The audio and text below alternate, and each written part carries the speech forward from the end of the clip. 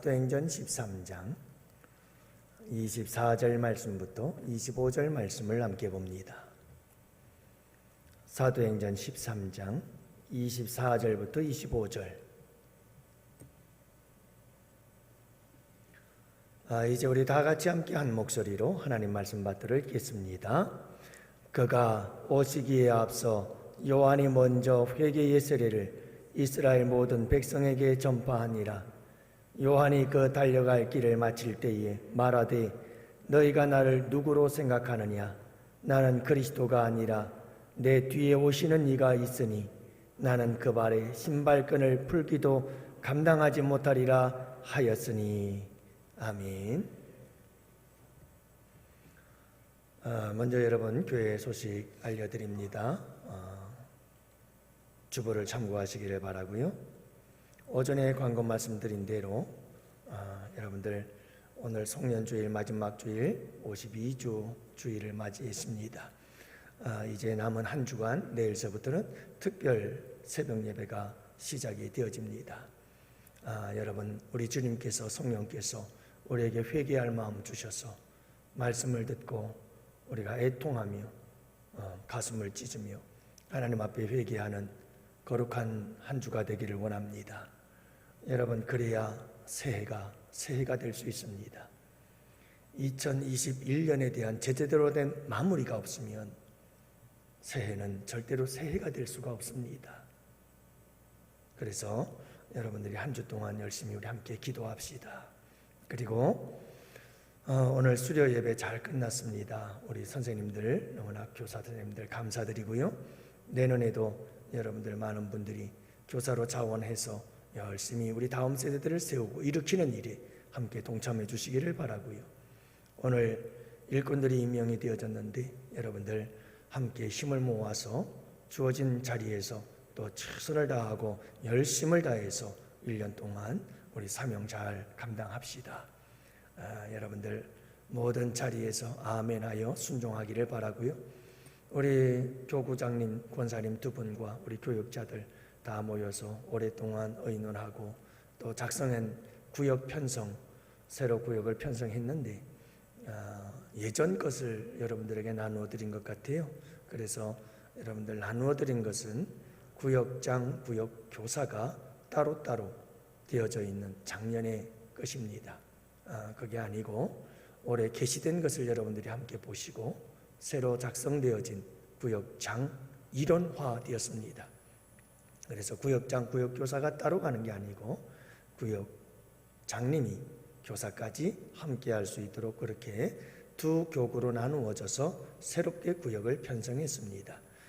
잘 되는 구역은 그대로, 잘 안 되고 또는 도저히 한 명도 참석할 수 없는 그런 구역들은 다시 모여서 묶어서 그렇게 구역을 최대한 잘 할 수 있도록 묶어 놓았습니다.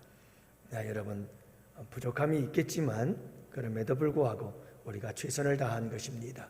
여러분들이 함께 구역에 협력해 주시기를 바라고 상황을 좀 보아서 봄이 되면 우리가 4인 이상 소모임은 가질 수가 있으니까 식사만 하지 않도록 하고 마스크를 쓰고 우리가 구역 예배를 드려야 되지 않겠는가.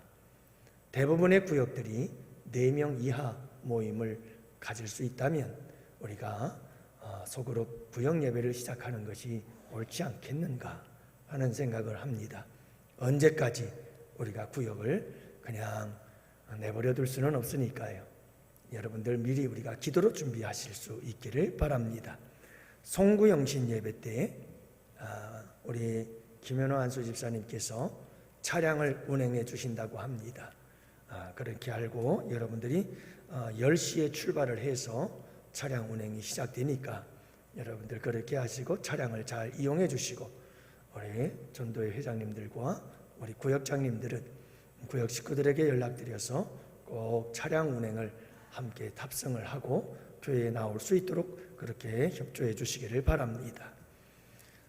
다른 광고 말씀들은 여러분 주보를 참고하시고요. 그리고 송구영신 예배 있다는 것 여러분들 잊지 마시기를 바랍니다. 이 시간 우리 다 같이 하나님 말씀 가지고 은혜를 나누도록 하겠습니다. 오늘 우리가 결산 모임을 가졌습니다. 우리 장로님들과 우리 집사님, 권사님들 함께 모여서 함께 결산을 했는데 우리 장로님들 한 분께서 재미있는 이야기를 하시니까 여러분들이 그냥 시리즈로 얼마나 즐거운 얘기들이 많이 나오던지 분위기가 참 좋았다 하는 것을 말씀드리는 거예요. 화기애애하게 서로 웃고 서로 기뻐하면서 잘 예결을 마쳤습니다. 주님의 은혜인 줄로 감사드리고요. 또 한 해 동안 여러분들 힘 다해서 힘에 지나도록 여러분들이 열심히 또 주님께 귀한 예물 드리고 헌신함으로 또 한 해 동안 우리 교회가 잘 달려왔습니다. 내년에 우리 모든 예결산 위원들과 함께 꼭 제가 당부한 것은 기도합시다. 우리 양원교회 성도들 잘 되도록 기도합시다. 그래서 우리 양원교회 성도들이 잘 되어서 경제적으로 재정적으로도 넉넉해서 하나님의 일을 마음껏 펼칠 수 있도록 우리 함께 기도합시다. 그렇게 간절히 부탁을 했어요. 여러분 우리 다 같이 내년에도 힘을 내서 함께 열심히 또 우리 양원교회를 아름답게 만들어가고 또 사명을 이루어 나가는 우리 양원교회가 될 줄로 믿습니다. 여러분들께 감사드리고 또 내년을 기대합니다. 오늘 우리가 또 일꾼들을 다 임명을 했는데요. 여러분 하나님의 일이라고 하는 것은 사람의 힘으로 되는 게 아니죠. 하나님이 도우셔야 우리는 사명을 감당하게 되는 줄로 믿습니다. 그래서 기도 없이는 사명을 감당할 수가 없어요. 아무리 작은 일, 아무리 쉬운 일인 것 같아도 하나님의 일은 하나님이 돕지 않으면 못합니다. 그래서 하나님과 함께 해야 하고 하나님이 도우셔야만 하나님의 일을 할 수가 있는 거지요. 근데 여러분, 하나님은 모든 사람들을 다 쓰실 수 있습니다마는 하나님은 도우시고 역사하시며 함께 일할 수 있는 사람들이 있다라고 하는 사실을 우리가 이 구속사회를 통해서 알 수가 있잖아요. 지금까지 우리가 구속사를 통해서 살펴본 것이 바로 그겁니다. 하나님께서 구속의 사역을 이루어 가시는데 아무나 쓰는 것이 아니더라. 하나님께서 쓰시는 사람들이 있더라는 거예요. 그 시대 속에 하나님께서는 꼭 이 하나님의 계획, 하나님의 뜻, 하나님의 구속의 역사를 이루기 위해서 그때 그 시대마다 하나님께서 쓰시는 사람들이 있더라라고 하는 거예요. 그래서 오늘 우리가 17절 이하의 말씀들을 보면 이 비시디의 안디옥이라고 하는 지역에서 사도 바울이 회당에서 유대인들에게 말씀을 전하는데 어떻게 말씀을 전하느냐? 족장시대 아브라함을 택하시고 하나님을 택하신 아브라함을 통해서 일하시는 거예요. 그 시대에는 아브라함의 시대에 맞게끔 일을 하시는 거예요. 17절 말씀해 보면 애굽에서 이스라엘 백성들을 애굽에서 종살이하였다. 애굽 시대. 그러면서 큰 권능으로 애굽에서 이끌어내셨다. 출애굽 시대. 18절 말씀에 가면 광야 시대에 이스라엘의 소행을 참으셨다. 그러면서 하나님께서는 이 광야 생활 속에서 얼마나 사랑을 베푸시고 인내하시는지 우리 주님의 모습을 보여주고 또 19절에서는 가나안 정복 시대 가나안 7족속을 멸하시고 그 땅을 기업으로 주셨다. 가나안 정복 사역에 하나님께서는 여호수아와 또 많은 하나님의 일꾼들을 쓰셨다는 것을 알 수가 있고 21절에 가면 이제 20절에 가면 여러분 사무엘 때까지 사사들을 주셔서 사사들을 통해서 일하시는 하나님. 마지막 사사가 사무엘이죠.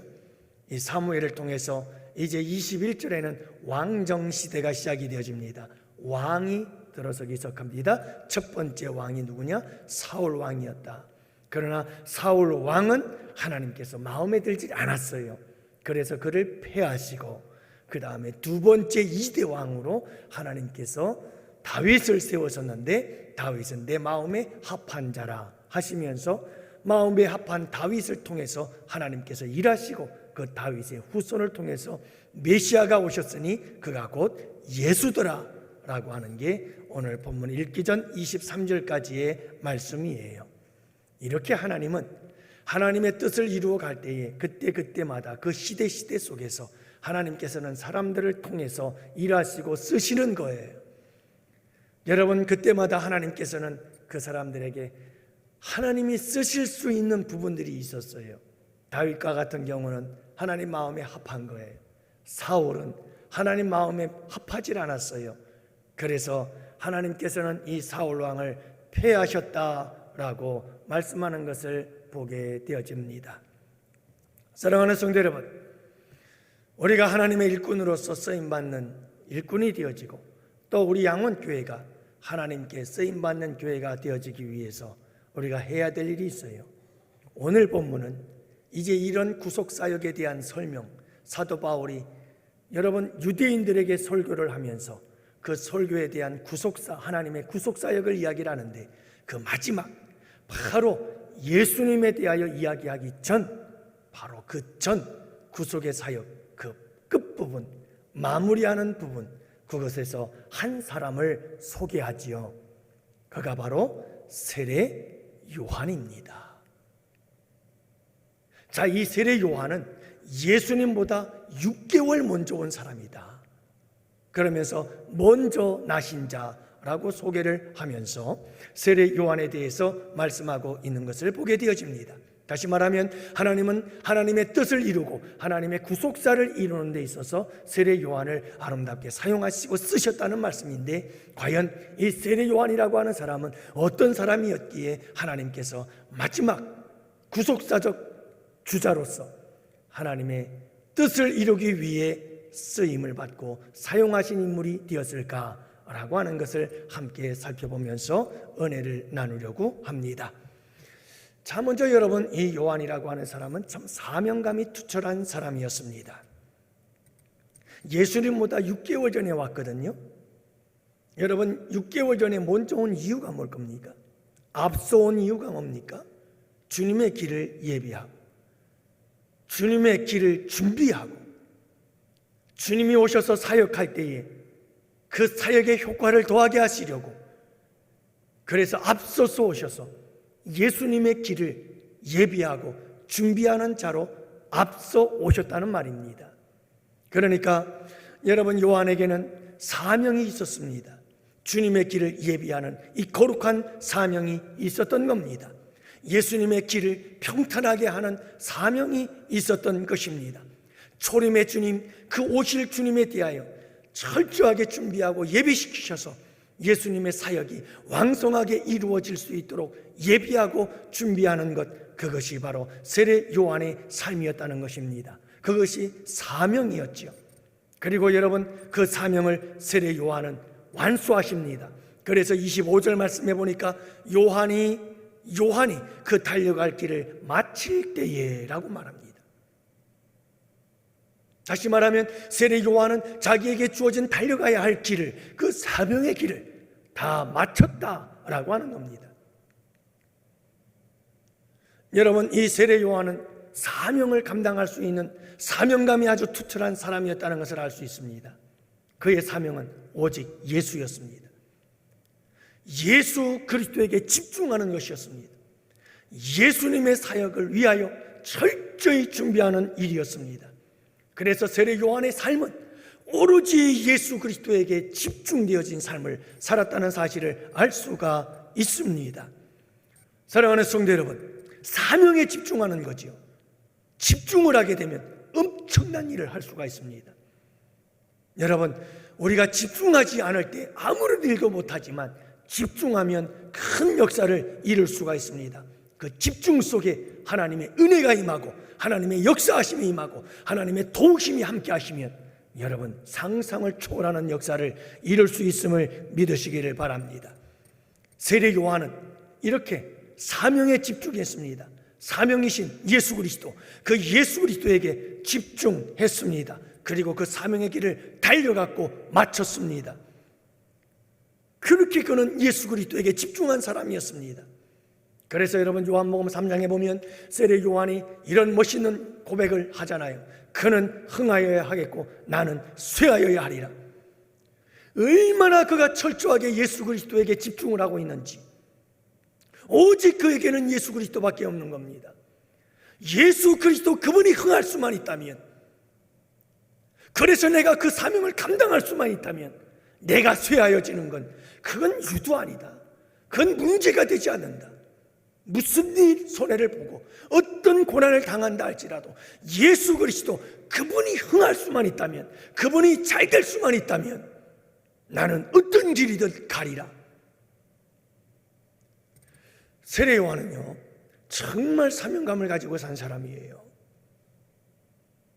그냥 조금 힘들고 어렵고, 그리고 조금 나에게 뭔가 바쁜 일이 생기고 나에게 좀 힘든 일이 있다고 해서 여러분 내게 주어진 일들을 그냥 내려버리고 포기하고 그냥 내팽개쳐버리는 그런 정도의 사람이 아니라, 정말 이 사명을 감당할 수 있다면 난 어떤 고난과 역경을 당해도 괜찮다. 그 사명에 예수 그리스도에 끝까지 집중할 수 있었던 사람, 세례 요한이었어요.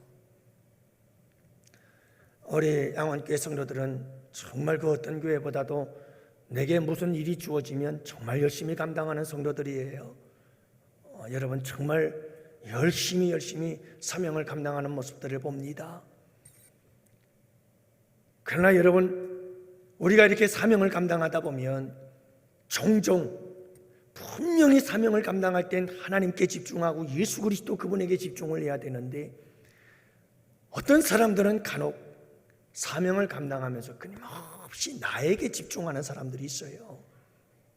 나는 흥하여야 하겠고 주님은 쇠하여도 괜찮습니다. 반대로 나만 잘 되면 된다는 거예요. 나에게 유익이 되면 된다는 거예요. 예수님은 좀 손해봐도 괜찮잖아요. 예수님 뭐 좀 손해본다고 뭐 예수님이 죽으시나? 세례 요한은 그는 흥하여야 하겠고 나는 쇠하여야 하리라. 이게 진정 사명을 가진 자요, 사명감이 불타는 사람의 모습이고, 이것이 사명에 집중하는 자들의 모습이거든요. 그런데 종종 어떤 사람들은 내가 잘 되기 위해서 예수님이 쇠해도 괜찮다, 이런 생각을 가지고 있는 사람들이 있죠. 여러분, 나는 누구에게 집중합니까? 많은 사람들이 사명을 감당하고 직분을 감당하는데 자꾸 나를 집중해요.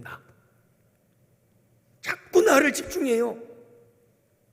내가 억울한 일을 당하고, 내가 자존심이 상해지고, 내가 힘든 일을 당하고, 자꾸 내 자존심이 짓밟히는 것 같고, 내가 손해보는 것 같고, 자꾸 나에게 집중을 하는 거예요.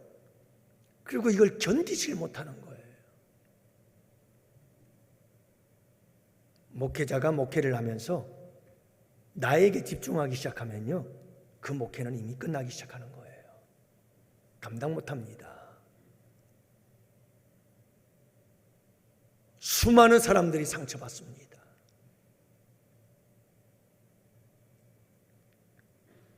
여러분, 이 목회도 거룩한 사명인데요, 이 목회도 사명자로서 사명을 감당할 때 나에게 집중하면 절대로 사명 제대로 감당 못해요. 내 자존심이 짓밟히고, 내가 말할 수 없는 손해를 보고, 내게 말할 수 없는 억울한 누명과 모함을 당하고, 말할 수 없는 지옥과 모욕을 당하는 그런 괴로움과 고통들이 많지만, 그러나 그럼에도 불구하고 누구에게 집중해야 되느냐? 주님께 집중해야 되는 거예요. 그래야 이 사명의 길을 가요. 주님께 집중하지 않으면 잠깐 내가 한눈을 팔면서 나에게 집중했다가는 내 목회가 막 흐트러지기 시작해요. 내 목회의 사역의 길이 흔들리기 시작해요. 사랑하는 성도 여러분, 저를 위해서 기도 많이 해주십시오. 하나님, 우리 담임 목사님이 자기에게 집중하지 말고 오로지 우리 주님께만 집중하게 하여 주옵소서. 주님께 집중하는 것이 흐트러지기 시작하면, 그 집중력이 흐트러지면 목회 사역이 무너지기 시작합니다. 도와주시옵소서. 여러분들의 사역도 마찬가지예요. 여러분들에게 주어진 사명이, 그 사명이 크든 작든 우리 주님 앞에서는 다 큰 사명이에요. 여러분, 그 사명을 감당할 때에 나를 집중해버리기 시작하면, 자꾸 나를 생각하기 시작하면 그 사명 다 무너져 버립니다.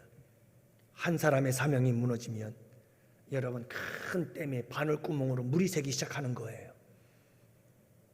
두 사람이 나에게 집중하며 사명이 흐트러지기 시작하면 거기에 이제 손가락만한 구멍이 생기기 시작하는 거고요. 세 사람, 10사람이 여러분이 이와 같이 내 사명에 대해서 하나님에게 집중하면서 살아가고 사명에 집중하지 아니하고 나에게 자꾸 집중하면서 그 사명이 흐트러지기 시작하면 우리 교회에는 이만큼 큰 뚝이 무너지기 시작하면서 한꺼번에 싹 사라져버리고 말아요. 그래서 사랑하는 성도 여러분, 사명자들은 꼭 이 고백을 갖고 살아야 돼요. 그는 흥하여 하겠고 나는 쇠하여야 하리라. 이 고백을 갖고 그분에게 집중하는 거예요. 오직 그분이 잘 되면 된다. 오직 그분을 위해서. 그분이 흥하는 것이 내 목표다. 그분이 잘 되는 것이 내 목표다. 그것이 내 사명이다. 나는 괜찮다. 난 무슨 일을 당해도 괜찮다. 이 사명감으로 불타는 양원의 성도들이 늘어나기 시작할 때 우리 교회에 놀라운 역사가 일어날 것입니다.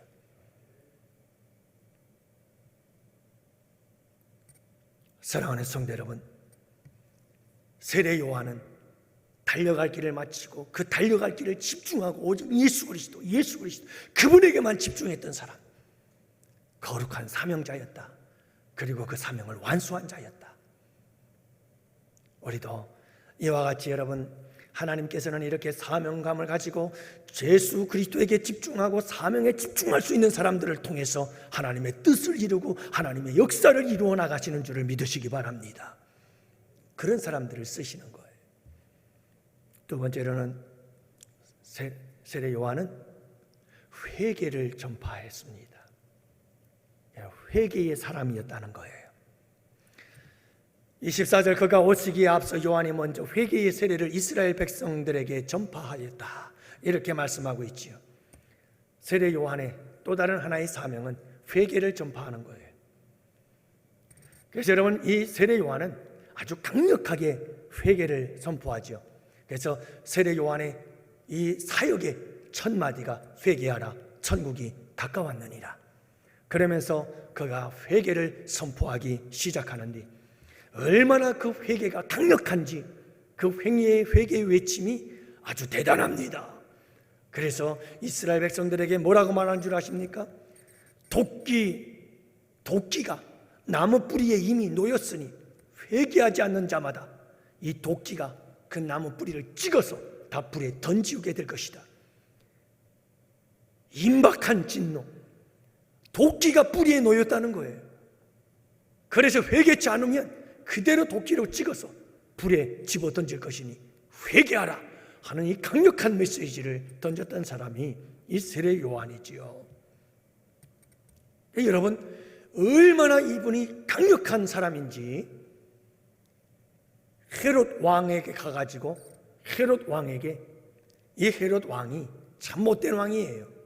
그래서 자기 동생의 아내를 빼앗아요. 자기 아내를 삼아요. 이런 못된 짓을 하고 있으니 이 세례 요한이 가만히 있을 수가 있나요? 세례 요한이 헤롯에게 가가지고요, 당신이 그런 죄를 지었으면 하나님께 심판을 받을 거라고 책망을 하고 꾸짖지요. 여러분, 헤롯 왕이 가만히 있겠어요? 이 이야기를 듣고 결국은 감옥에 넣고 그랬다가 세례 요한의 목을 베고 말아요. 그래서 세례 요한이 순교의 자리에 이렇게 되고 말았지요. 여러분, 우리가 기억해야 될 게 하나 있어요. 세례 요한이 이렇게 강력한 회개의 메시지를 던질 수 있었던 이유가 세례 요한이 자기 자신이 회개의 사람이었기 때문에 그래요. 여러분, 회개의 사람이 아니고 다른 사람들에게 회개를 강력하게 외칠 수가 없는 거예요. 세례 요한은 끊임없이 회개의 삶을 살았고 그 회개의 삶을 통해서 그가 회개의 삶을 살았다는 사실을 보여주는 증거들은 그의 삶에서 나타나요.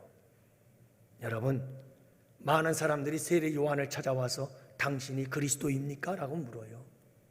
그 당시의 사람들은요, 세례 요한이 메시아인 줄 알았어요. 왜냐하면 세례 요한의 삶이 남달라요. 특별해요. 전혀 사람들에게 부끄러움이 없는 삶을 사는 거예요. 깨끗하고 정결한 삶을 사는 거예요. 그래서 그 당시에 모든 사람들에게 이 세례 요한은 얼마나 인기가 좋았는지 몰라요. 야, 세례 요한이 메시아야. 저 정도면 메시아일 거야. 엘리야, 예언하던 그 엘리야, 메시아가 온 거야. 그러면서 로마로부터 구원해 줄 그런 메시아에 대한 그 열망을 가졌던 당시의 이스라엘 백성들은 세례 요한에 얼마나 인기가 높았는지 몰라요. 그래서 그리스도인가? 분명히 그리스도일 거야 라고 생각했던 사람들이 많이 있었던 거죠. 여러분, 그만큼 세례 요한의 삶은 깨끗했어요. 그 깨끗한 삶이 어디에서 나오느냐? 이건 회개의 삶이에요. 회개의 삶에서 정결한 삶이 나오는 거예요. 회개하지 않는 사람들은 절대로 깨끗한 삶이 나올 수가 없어요. 그러면 회개란 무엇일까요? 여러분, 회개는 돌이킴입니다. 회개는 돌아서서 완전히 새로운 삶을 사는 거예요. 삶이 회개예요. 여러분, 회개는, 진정한 회개는 전인적 회개라는 것을 잊지 마세요. 우리 신앙생활도 다 그래요. 전인적이어야 돼요. 인격적으로 예수님을 만나서 전인적 신앙생활을 해야 돼요. 그 중에서 회개도 전인적이어야 돼요. 전인적이란 지정의를 말해요. 여러분, 진정한 회개는 뭔지 아십니까? 하나님의 말씀을 들어요. 말씀을 들으면서 아, 내가 죄를 지었구나. 이게 잘못된 거였구나. 이게 죄구나 하는 사실을 깨달아요. 머리로 깨닫죠. 지적으로, 이성적으로 깨달았어요. 깨달아지니까 막 마음이 아파요. 너무 마음이 슬퍼요. 아, 내가 죄를 지었구나. 내가 악한 일을 저질렀구나. 내가 우리 주님의 마음을 아프게 했구나. 우리의 마음이 슬퍼요. 애통해요. 그래서 하나님 앞에 회개하는 거예요. 눈물로. 그때 우리에게 막 마음속에서, 여러분들 그런 거 경험해 보셨죠? 내가 정말 죄 지은 것을 회개하고, 그리고 막 주님 앞에 깨닫고 눈물로 회개하고, 주님 알겠습니다. 제가 정말 다음부터는 이 죄 짓지 않겠습니다. 여러분, 두 주먹이 불끈 쥐어지면서 결단이 와요. 의지적 결단이거든요. 그래서 회개라고 하는 것은 뭐냐면요, 머리로 깨닫고 그게 가슴으로 내려와 내 가슴을 막 뜨겁게 만들고, 그 가슴이 뜨거워지니까 결단이 생겨나는 거예요. 그래, 내가 이런 죄를 지으면 안 되지.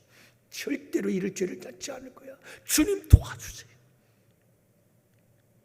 다니엘처럼 뜻을 정하는 거예요. 여호수아처럼 오늘날 너희 섬길 자를 택하라. 나와 내 집은 오직 하나님만 섬기겠노라. 이런 결단력이 막 나오는 거예요. 그래서 완전히 죄악에서 돌아서서 새로운 삶을 살아가는 것, 그게 회개예요. 그런데 대부분의 사람들은 회개가 어디에서 멈추냐? 여기서 멈춰요. 말씀을 들어보니 내가 좀 잘못했구나. 끝. 거기서 조금 괜찮은 사람은 내가 잘못했네. 마음이 아프다. 속상하다. 슬프다. 거기서 끝. 여러분, 우리의 머리에서 우리의 가슴으로 내려와 가슴에서 애통하고 마음을 찢고 하나님 앞에 정말 눈물로 회개할 때에 두 주먹이 불끈 쥐어지면서 그래, 내가 다시는 이런 죄를 지으면 안 되지 라고 하는 여러분, 이런 의지적 결단과 함께 여러분, 우리가 삶에서 돌아서는 역사가 우리 가운데 일어나야 되는 줄을 믿으시기 바랍니다. 그래서 진정한 회개는 뭘 통해서 알 수 있느냐? 역시 열매요. 삶을 보면 회개가 진짜인지 아닌지를 알 수가 있는 거예요. 사랑하는 성도 여러분, 탕자를 보십시오. 탕자가 하나님 앞에 아버지를 버리고 세상으로 나갔습니다. 세상으로 나가서 방탕하며 허랑방탕하며 살았습니다. 그가 살다가 깨닫기 시작했습니다. 아하, 내가 죄를 지었구나. 깨닫습니다. 깨닫고 그는 마음 아파합니다. 그리고 그는 돌아섭니다. 그리고 어디를 향해서 가지요? 아버지 집을 향해서 갑니다. 이게 회개입니다.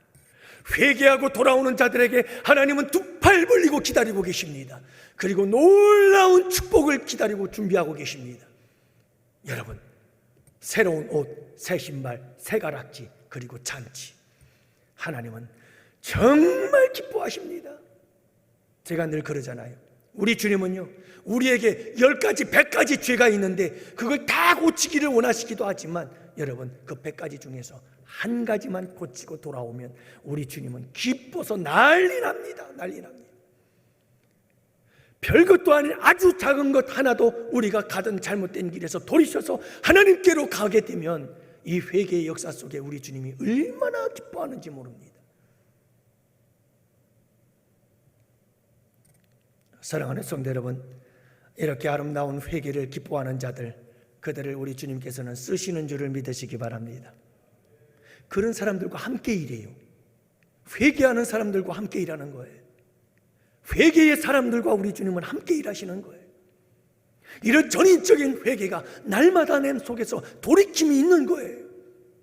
하나님의 말씀을 보고 말씀에서 깨달아지는 내 죄, 내 잘못된 부분들 말씀 속에서 깨닫고 애통해하며 돌아서서 새로운 삶을 살아가는 것. 매일매일 내 삶 속에서 작은 것, 일상 속에서 저질러지는 아주 작은 잘못들 하나하나 내가 고쳐나가고 주님 앞에서 새롭게 되어지는 그 회개의 거룩한 모습을 바라보면서 우리 주님께서는 내가 마음에 딱 드는구나, 바로 너야 하고 우리 주님은 딱 찍으시고 우리와 함께 하나님의 놀라운 영광스러운 일들을 이루어 나가게 되시는 줄을 믿으시기 바랍니다. 이게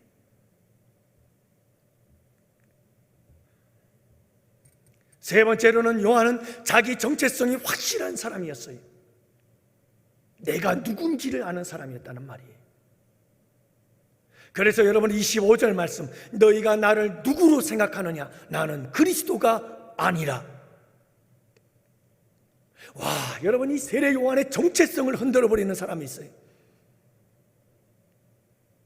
세례 요한의 정체성을 흔들어 놓는 사람들. 세례 요한은 분명히 나는 소리요, 나는 예수가 아닌 그리스도가 아니라 나는 그분의 신들 끝내 만질 수 없는 사람이다. 세례 요한은 그는 흥하고 나는 쇠하여야 할 존재, 자기의 정체성을 분명히 가지고 있었는데 이 세례 요한의 정체성을 흔드는 사람들이 주변에 많았어요. 그들이 뭐라고 말하느냐? 당신 그리스도 아니냐? 당신이 그리스도 같아. 당신이 예수님 같아. 그러면서 이 사람들이 와가지고 자꾸 묻는 거요. 그럼에도 불구하고 세례 요한은 자기의 정체성이 흔들림이 없었어요. 아니라. 여러분, 정체성이 확실한 사람은요, 아닌 것은 아닌 거예요. 긴 건 긴 거예요. 이게 분명한 사람이에요. 정체성이 분명하지 않으면 그런가? 내가 예수 그리스도인가? 내가 메시아인가? 다른 사람들이 다 그렇다고 하니까 내가 메시아야? 이러면서 잘못되기 시작하는 거예요. 세례 요한은요, 자기의 정체성이 분명했어요. 내가 누군지를 분명히 알고 있었어요. 주변에서 그 누가 당신은 메시아, 당신은 그리스도야, 당신은 일리야야 아무리 얘기를 해도 세례 요한은 끄떡하지 않았어요. 아니라 난 그리스도 아니야. 난 그분의 신발 끈 풀기도 감당하지 못할 사람이에요. 이게 자기 정체성이에요. 내가 누군지를 분명히 아는 거예요. 사랑하는 성도 여러분, 우리는 이걸 분명히 알아야 됩니다. 이 목회자의 자리도 굉장히 위험해요. 사람들이 와가지고, 특히나 여러분 우리 양원교회는 그래도 이렇게 규모가 있는 교회잖아요. 밖에 가면 막 사람들이 말이죠, 내가 뭐 대단한 사람처럼 거기에 휘둘리다가는요 그냥 교만해지고요, 내 정체성을 잃어버린 채 엉뚱한 짓을 하게 돼요. 제가 목회자지만 여러분 정말 위험합니다.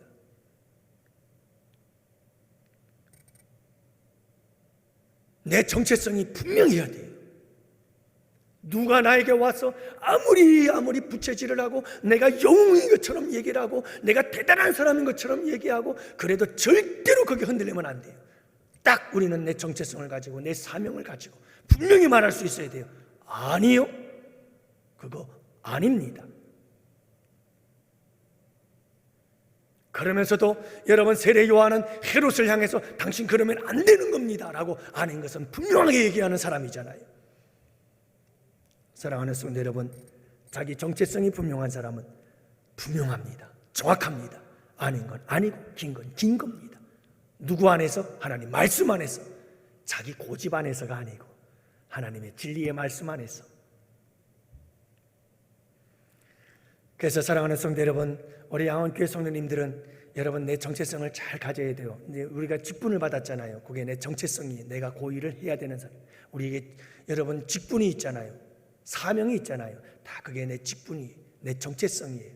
우리 교회에서는 우리가 그리스도인이요, 성도요. 여러분 직분이 다 있어요. 사회 속에서, 세상 속에서 빛이요, 소금이요. 우리 여러분 다 정체성들을 가지고 살아요. 우리는 그리스도인이요, 하나님의 자녀로서의 정체성이 있어요. 가정에서는 여러분 내가 가정의 아버지로서, 아내로서의 우리의 분명한 정체성이 있어야 돼요. 이게 없으면 잘못되는 거예요. 맞다고 소식이 오네. 예, 여러분, 마지막 결론적으로 요한은 겸손한 사람이었어요. 주님은 이런 사람들을 통해서 쓰셔요. 우리 양원교회 성도 여러분, 항상 겸손하십시오. 내 뒤에 오시는 이가 있으니 나는 그의 발에 신발끈을 풀기도 감당치 못하리라. 여러분, 이런 겸손이 어디 있을까? 참 저는 세례 요한을 생각하면 생각할수록 정말 대단한 사람이구나. 어떻게 말을 해도 이렇게 말할까요? 신발끈을 풀기도 감당치 못할 존재. 하나님과 나는 하늘과 땅이구나. 참 겸손한 고백인 것을 알 수가 있어요. 여러분, 그 당시에 대단한 인기를 가졌던 사람이라니까요. 그럼에도 불구하고 이 고백을 하는 거예요. 우리 주님께서는요, 끊임없이 자기를 최대한 낮출 줄 아는 사람을 우리 주님께서는 기뻐하시며 그들과 함께 일하시고 그들을 통해서 하나님의 뜻을 이루게 되는 줄을 믿으시기 바랍니다. 여러분, 하나님은 겸손의 문을 통해서 우리에게 들어오셔서 우리와 함께 일하십니다. 동행하십니다. 함께 역사하십니다. 겸손의 문을 활짝 여십시오. 사탄 마귀는 교만의 문을 통해서 우리에게 들어옵니다. 우리가 교만하면 여지없이 사탄 마귀는 그 문을 통과해서 내 안에 들어옵니다. 그리고 사탄 마귀는 그 교만의 문을 통해 내 안에 들어와서 내 안에 깊숙한 곳으로 들어가 그곳에 견고한 진을 만들어 버립니다.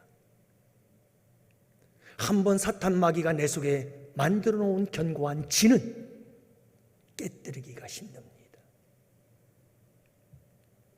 사탄 마귀는 숨으면 숨었지 도망가질 않습니다.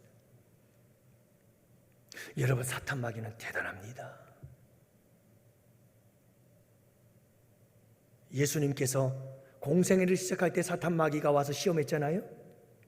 그런데 완전히 떠난 줄 아세요? 떠나지 않았어요. 또 찾아와요. 사탄 마귀는요, 쉽게 떠나질 않아요. 그러므로 여러분, 완전히 사탄 마귀가 들어올 수 있는 개구멍을 다 막아버려야 돼요. 그 문이 무엇인가? 사탄 마귀가 드나드는 문, 여러분, 교만이에요. 교만의 문을 통해서 사탄 마귀는 들어와요. 그리고 우리를 멸망의 길로 끌고 갑니다. 여러분, 참 겸손한 것은, 참 겸손이라고 하는 것은 어떤 것이냐 하면, 나는 겸손하지 않아, 난 겸손하지 않은 사람이야. 이 사람은 참 겸손한 거예요. 대단히 겸손한 사람은 어떤 사람이냐? 나는 교만한 자야. 이 생각을 가지고 살아가는 사람은 정말 대단히 겸손한 사람이에요. 여러분, 최고로 교만한 사람이 어떤 사람일까요? 최고로 교만한 사람은 난 교만하지 않아. 난 교만하지 않아. 구제불능의 교만이 있어요. 구제불능의 교만은 뭐냐? 도저히 구제가 불능한 교만이 있어요. 그 교만은 나는 겸손해.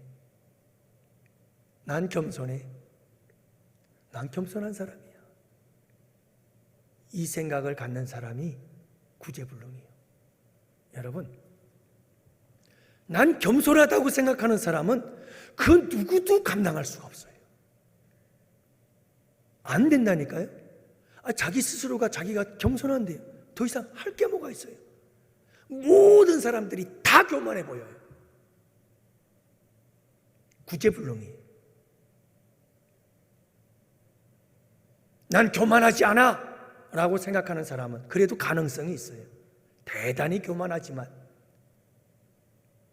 사랑하는 성도 여러분, 우리는 주님 앞에서 늘 부족한 존재임을 깨달아 알아야 돼요. 그리고 여러분, 이 겸손은 우리의 기나긴 인생의 여정 속에서 삶을 윤택하게 만들어주는, 우리의 영적인 삶을 풍성하게 만들어주는 아름다운 열매가 된다는 사실을 여러분들이 잊지 마세요. 여러분, 겸손을 가꾸세요. 끊임없이 내 삶 속에 겸손을 가꾸세요. 내 마음 속에 겸손을 가꾸세요. 여러분, 끊임없이 이 겸손의 성품을 가꾸고 만들어 가십시오. 그러면 우리의 삶 속에 놀라운 열매들이 맺혀집니다. 풍성한 열매들이 맺혀집니다. 사탄 마귀는 떠나고 우리 주님이 오셔서, 우리 주님께서 우리에게 꽃이 만발하게 하시고 아름다운 열매들을 허락해 주시는 줄을 믿으시기 바랍니다. 여러분, 이 겸손 속에 하나님의 무한한 축복이 가득 담겨져 있습니다. 그러니 여러분, 한번 겸손해져 보십시다. 더 세례 요한처럼 주님의 신발끈 풀기도 감당치 못할 자라는 이 고백까지 낮아져 봅시다. 우리 예수님처럼 죽어 무덤 아래까지 낮아지는 그 낮아짐까지 우리가 겸손해지기 시작한다면, 우리 주님은 그 겸손 속에 놀라운 축복을 담아놓고 있습니다. 그 축복의 주인공들이 되시기를 주님의 이름으로 축복해요. 그렇습니다.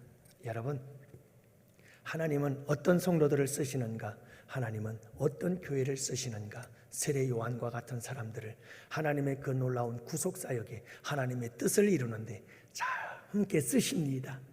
우리 양원교회 성도 여러분들이요, 우리 모두 멋지게 하나님께 쓰임받는 복된 성도들이 되시기를 축복합니다.